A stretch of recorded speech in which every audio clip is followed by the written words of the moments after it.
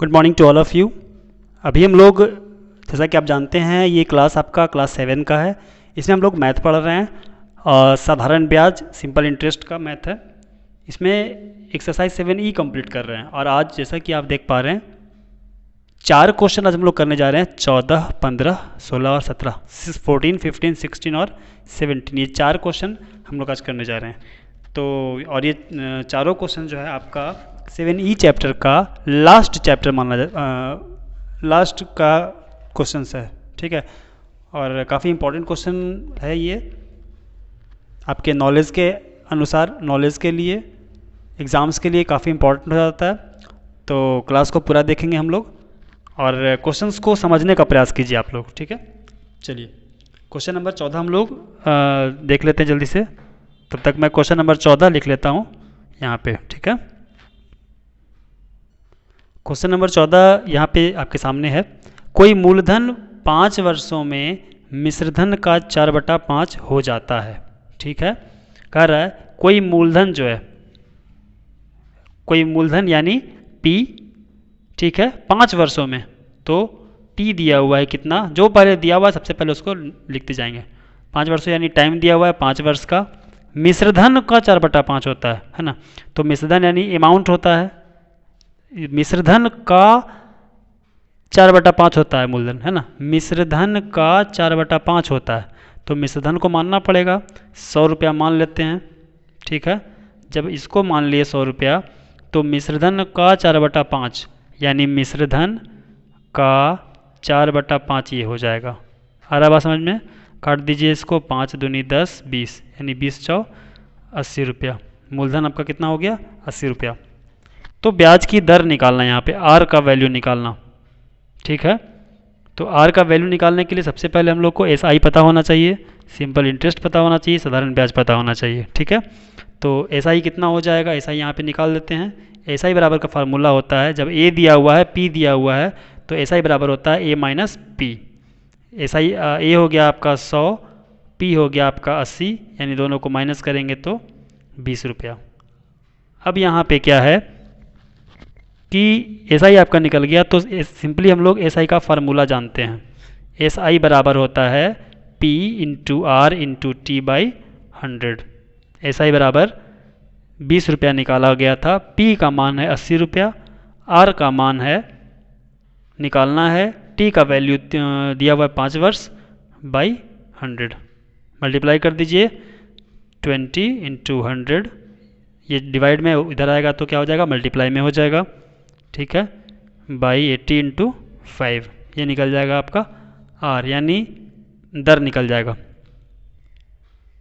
20 चौ 80 काट देंगे, है ना, 5 चौ 20, बचे 100, यानी आर का वैल्यू कितना निकल गया, 5%।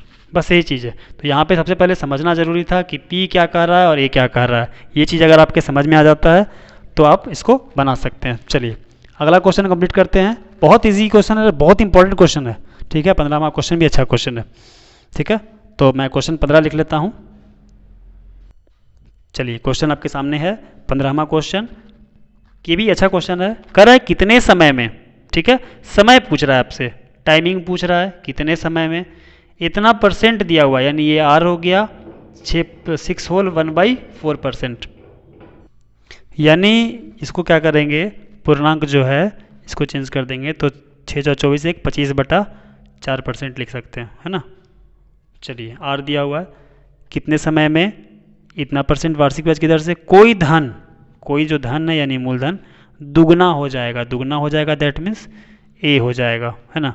दुगना हो जाएगा यानी मूलधन अगर 100 रुपया है मान लेते हैं, वो दिया हुआ नहीं है तो मानना पड़ेगा, इसका दोगुना हो जाएगा, यानी इसका दोगुना कर देंगे, मल्टीप्लाई कर देंगे, 2 मल्टीप्लाई करेंगे, है ना, तो कितना हो जाएगा, डबल हो जाएगा, यानी 200 रुपया हो जाएगा ए, ठीक है। तो आपको टी निकालना, टाइम निकालना है। तो टाइम निकालने के लिए सबसे पहले क्या चाहिए, एस आई चाहिए। एस आई बराबर फार्मूला क्या होता है, ए माइनस पी। ए दिया हुआ है 200, 200 माइनस पी दिया हुआ है 100, दोनों को माइनस कर दीजिए, 100 आ गया आपका।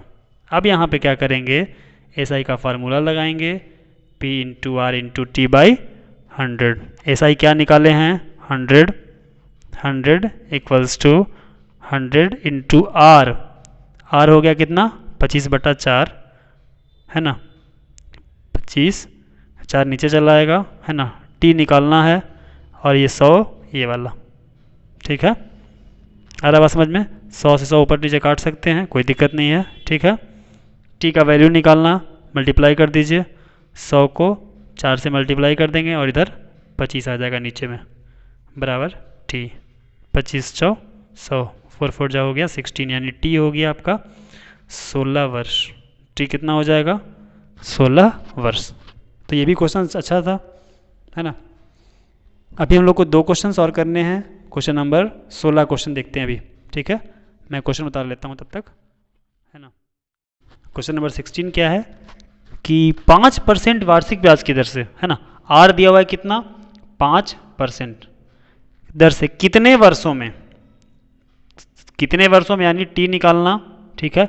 कोई धन यानी पी तिगुना हो जाएगा, है ना, यानी ए हो जाएगा। तो कोई धन यानी पी दिया हुआ नहीं है, 100 रुपया मान लेते हैं, तो 3 गुना होगा यानी कितना हो जाएगा इसका 3 गुना, यानी 300 रुपया हो जाएगा, ठीक है।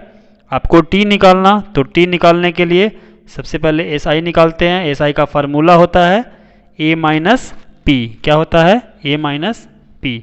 ए हो गया 300 माइनस पी हो गया 100, 300 में से 100 माइनस करेंगे 200 रुपया, ठीक है। अब इसमें से क्या निकालेंगे एस आई निकाल लेंगे। एस आई का फार्मूला होता है P into R into T by 100। S I आपका है 200 इक्वल टू P हो गया आपका 100, आर 5 दिया हुआ है, टी निकालना, ठीक है। 100 से 100 कट जाएगा, है ना, 200 यहाँ पर है और ये 5 इधर चला आएगा, बराबर टी, इसको काटेंगे 4 1 0, यानी टी बराबर कितना हो जाएगा 40 वर्ष हो जाएगा। समय आपका 40 वर्ष हो जाएगा, ठीक है। और इसके बाद क्वेश्चन नंबर 17 जो मैं क्वेश्चन में देख पा रहा हूँ, ये काफ़ी इंपॉर्टेंट क्वेश्चन है, ठीक है। ये सबसे लास्ट जो टाइप होता है टाइप 3 उसमें का फर्स्ट क्वेश्चन है, ठीक है ना 17। तो 17 बहुत ज़्यादा इंपॉर्टेंट होने वाला है, इसलिए इसको और बढ़िया से देखना है, ठीक है, सबसे ज़्यादा इम्पॉर्टेंट। तब तक मैं क्या करता हूँ आपका क्वेश्चन उतार लेता हूँ। क्वेश्चन नंबर 17 आपके सामने है, ठीक है। 17 में क्या है कि कितने समय में आपको क्या निकालना है ना, कितने समय में, तो आपको टी निकालना, ठीक है। 500 रुपये का साधारण ब्याज, 500 रुपये का यानी पी हो गया आपका 500 रुपये, साधारण ब्याज जो है 3% वार्षिक ब्याज की दर से, आर दिया हुआ है 3% वार्षिक ब्याज की दर से उतना ही होगा, यानी इसका जो है साधारण ब्याज एस आई जो है उतना ही होगा, है ना, उतना ही होगा जितना 900 रुपये का, है ना, यानी एक दूसरा भी वैल्यू दिया हुआ है 900 रुपये का साधारण ब्याज 5% वार्षिक ब्याज की दर से, 5% वार्षिक ब्याज की दर से 2 वर्ष में होता है, ठीक है। जो चीज़ है मैंने लिख दिया। बोल रहा है इसका एस आई उतना ही होगा जितना इसका होता है, तो दोनों का एस आई क्या है बराबर है, दोनों का एस आई क्या है बराबर है, ठीक है।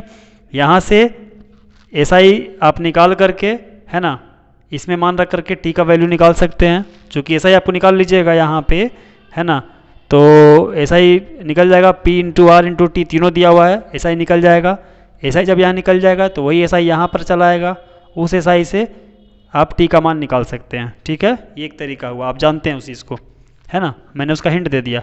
लेकिन दूसरा तरीका क्या है, इसको और आसान बना लेते हैं। दोनों जब एस आई बराबर है तो यहीं पे हम फार्मूला लिख देते हैं एस आई का फार्मूला होता है P into R into T by 100, कोई दिक्कत नहीं है, इक्वल्स टू, इधर भी लिख देते हैं P into R into T by 100, ठीक है। जब दोनों बराबर है तो बराबर बराबर कर दिए, ठीक है, काम आसान हो जाएगा। इसका P कितना हो गया 500, R 3, T निकालना इसका बाई 100 बराबर हो गया, इसका P हो गया 900, R हो गया 5, T हो गया 2 बाई 100, है ना, एक बार में निकल जाएगा। 100 से 100 काट दिए, कोई दिक्कत नहीं है, ठीक है। यहाँ भी 2 जीरो है, यहाँ भी 2 जीरो है, काट सकते हैं, कोई दिक्कत नहीं है। 5 से 5 काट सकते हैं, कोई दिक्कत नहीं है ना। अब देखिए बचा के यहाँ पर 3t बराबर, है ना, 9 दूनी 18 हो गया, है ना।